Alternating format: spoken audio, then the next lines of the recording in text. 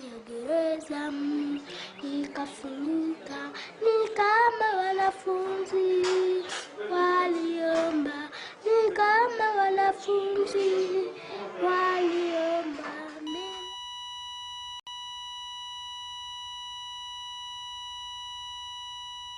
Je m'appelle Naïma, j'avais 17 ans. Je suis là aujourd'hui parce qu'un jour, les rebelles sont venus dans mon village. Je balayais devant la maison, ce devait être un matin comme les autres. Mais d'un coup, les bruits des moteurs m'ont fait me redresser. D'abord la peur, puis la panique nous a tous gagnés. Les gens criaient « Les rebelles arrivent !» Je savais, et nous savions tous, qu'ils venaient pour les femmes et les filles. J'avais peur pour ma vie. Mon père nous a vite tirés de la maison et nous a suppliés de courir. Courir ? Mais pour aller où ? Peu importe, il fallait s'enfuir. Mon père a dû rester avec les autres hommes pour défendre le village. En partant, je ne savais pas si je le reverrais. Avec ma mère, mon frère et ma sœur, nous avons couru jusque dans la brousse pour rejoindre les hauteurs. À mi-chemin, nous avions entendu des coups de feu, des hurlements qui venaient du village. Mais il fallait courir. Nous étions terrorisés. Avec la peur et dans la course contre la vie, nous avions perdu nos sandales sans nous en rendre compte. Nous avons continué des heures pour arriver au sommet d'une petite colline qui surplombait notre village. Au loin, nous avons vu la fumée noire, celle des histoires qui font peur, celle que les mutilés racontent. Et vous savez, cette fumée que les rebelles laissent derrière eux après leur passage et qui laisse une odeur de chair et de pneus brûlés. Nous avons dormi dans la brousse, loin des rebelles, mais avec les moustiques et les bêtes sauvages. Une nuit, puis 2, puis 3. La faim nous dévorait le ventre. Ma mère n'arrivait plus à nous rassurer, elle ne parlait même plus. Nous savions que nous avions tout perdu. Mais il me restait quand même une chose. Le courage que mon père m'avait donné en m'embrassant sur la joue avant de s'enfuir. J'ai décidé de descendre au village pour trouver de quoi nous nourrir. Il n'y avait pas d'autre choix pour survivre. Qu'importe ce qui m'attendait là-bas. Mon père était peut-être encore en vie, peut-être qu'il nous cherchait, peut-être qu'avec les hommes du village, ils avaient tué les rebelles. Plus je m'approchais du village, plus je sentais mon cœur battre. C'était comme s'il allait sortir de ma poitrine. Une odeur de mort flottait dans l'air, et seul le battement des ailes de mouche qui vibraient brisait le silence qui pesait ici. Je suis arrivée doucement à l'entrée du village. L'odeur était insoutenable. Dans notre village, il y a un chemin de terre qui passe au milieu des maisons et qui rejoint une piste pour aller vers Kindo. Il était tapissé de cadavres. Les corps de mes voisins étaient découpés, mutilés.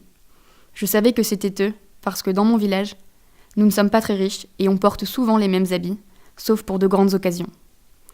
J'essayais de trouver un corps avec un t-shirt bleu et un pantalon vert. Je me suis dirigée vers la maison, en me faisant la plus discrète possible. J'ai soudainement senti une main me prendre la gorge en me tirant vers l'arrière. J'ai hurlé de frayeur. J'ai essayé de me débattre, mais quelqu'un me tirait. Mes jambes essayaient de courir, mais elles glissaient sur la poussière. On m'a lancée sur le sol d'une maison. C'était celle de Mamina. Mamina, c'est une de mes meilleures copines. Et à ce moment précis, je ne sais pas pourquoi, mais je me rappelais qu'un jour, elle m'avait prêté un livre avec des photos de plantes qu'on trouve en Europe. Mon père m'avait expliqué que le livre était en français. Les hommes habillés en uniforme militaire m'ont fait sortir de mes pensées, brandissant leurs armes accrochées à une bande de cuir, assis dans la maison de Mamina. Ils me regardaient tous avec des yeux rouges, encore plus rouges que le sang, et avaient les joues creusées. L'un d'eux s'est levé et a commencé à me déshabiller. J'ai hurlé de toutes mes forces et il m'a donné un coup de poing au visage, comme pour me faire taire. Il a frappé tellement fort que je me suis évanouie. Il avait réussi. Pendant que j'étais endormie, je ne sentais pas la douleur. Mais quand j'ai repris mes esprits, j'avais mal dans le bas du ventre. Une douleur comme je n'en avais jamais connue avant, et je sentais du sang couler. Je pensais à mon père, à ma mère, à mon frère et à ma sœur. Que sont-ils ? Où sont-ils ? Est-ce qu'ils sont toujours en vie ? J'espère qu'ils vont bien et que je vais m'en sortir moi aussi. J'ai ouvert un peu les yeux, plus tard. C'était la nuit. Je n'avais plus la force de bouger. J'ai tourné la tête et j'ai reconnu des femmes de mon village. Il n'y avait que des femmes, et elles étaient allongées, comme moi. Certaines étaient toutes nues.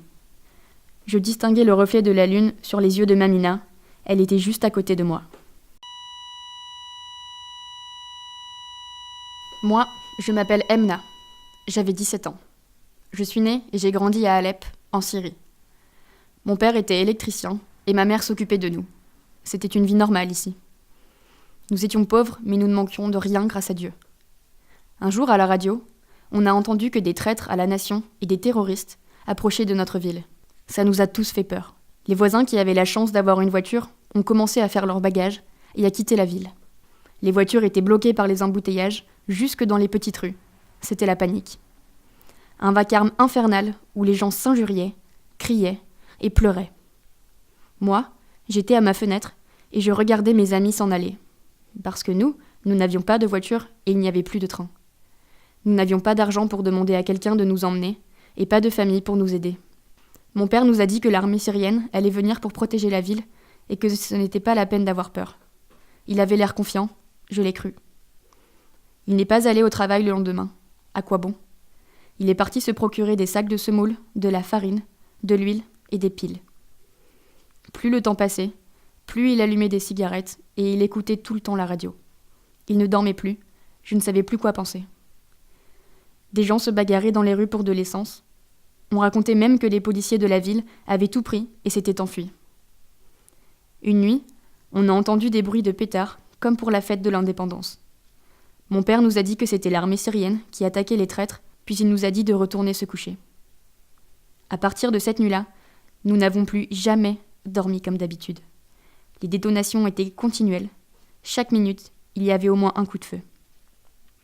Des gens habillés en noir passaient dans notre rue, dans un sens, puis dans l'autre. Ils proposaient de venir se battre avec eux pour protéger le pays du dictateur, notre pays. Ils parlaient aussi de mettre en place la charia. Mon père leur avait répondu qu'il avait une famille et que s'il mourait en martyr, personne ne pourrait s'occuper de nous. Mes deux petits frères jouaient comme d'habitude. On essayait de les préserver de toute cette folie qui gagnait le pays. L'innocence de leur rire nous permettait de tenir le coup. Les bombes ont commencé à pleuvoir le vendredi qui suivait. Mon père était à la fenêtre et répétait Allahu Akbar en regardant le ciel comme pour demander à Dieu de dévier les bombes de notre maison. La monnaie syrienne ne valait plus rien. Il fallait tout acheter en dollars désormais, l'argent de nos ennemis américains. Les hommes qui passaient dans notre rue étaient maintenant armés. Ils étaient tous jeunes et portaient tous une barbe. J'étais dans ma chambre en train de coudre quand j'ai entendu un sifflement énorme et assourdissant. Puis, plus rien. Le noir total. J'ai ouvert les yeux, mais il m'était impossible de voir ou de bouger. Je peinais à respirer. J'étais devenue aveugle et paralysée. J'avais de la poussière et de la terre dans la bouche. J'ai appelé à l'aide, mais j'avais l'impression d'être enfermée dans une boîte. Je ne comprenais pas ce qui m'arrivait. C'était comme si je m'étais assoupie, qu'on m'avait mise dans un trou et qu'on m'avait recouverte de terre. Et que je m'étais réveillée ici. Je m'appelle Emma, j'ai 17 ans. Je suis partie en vacances avec mon petit ami.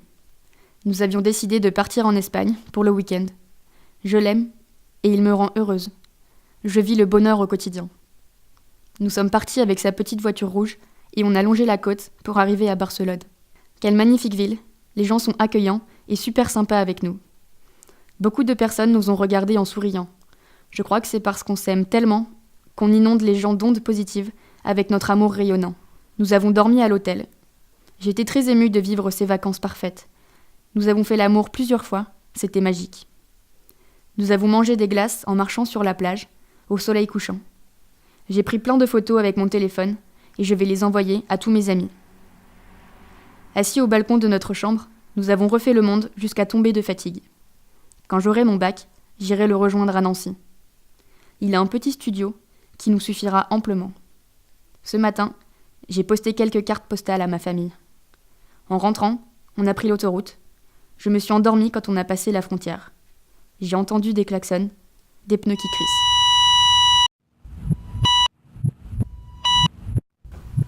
Je suis là parce qu'on m'a sauvé la vie. J'étais inconsciente, mon cœur s'est arrêté. Je les ai vus. Ces vies enchaînées dans leurs conditions, parce que femmes, parce que pauvres, parce que nées dans le mauvais bout de cette planète. Puis-je continuer à vivre dans l'insouciance quand elles crèvent de peur ? Puis-je continuer à avoir des regards vers l'avenir quand elles souffrent de leur présent ? 2 plaques de métal se posent sur mon torse et 5000 volts m'arrachent de ce néant. Était-ce un rêve ou une réalité ? J'ai lu, regardé, avalé tous ces témoignages Et la réalité dépasse la fiction. Je ne serai plus pareille, je vais me battre pour elle. Moi, Emma, aujourd'hui, j'ai 19 ans. Je me rappelle de cet accident qui m'est arrivé il y a 2 ans, comme si c'était hier. Il m'a traumatisée, mais j'ai la chance de pouvoir m'en rappeler et d'en parler. J'ai la chance d'être une femme européenne, j'ai la chance d'être encore en vie. De chaque femme et de chaque récit de vie, on n'en parle pas, ou trop peu. Ils existent tous pour autant, partout dans le monde, et cela concerne malheureusement l'ensemble de l'humanité. Il ne suffit pas d'être une femme pour être oubliée. Il suffit pourtant d'être un humain pour tendre la main. Que l'on soit étranger ou familier, on a tous le droit d'être protégés. Aujourd'hui, j'aurais aimé pouvoir rencontrer Emna, Neyma et toutes les âmes perdues dans les limbes de l'humanité bafouée. J'aurais aimé prendre un café avec elles, j'aurais aimé pouvoir leur tendre la main et leur créer le chemin du bonheur, de la sérénité et de la sécurité. J'aurais aimé, mais il n'est jamais trop tard pour commencer à réfléchir et à agir. Les droits humains, c'est notre bien commun.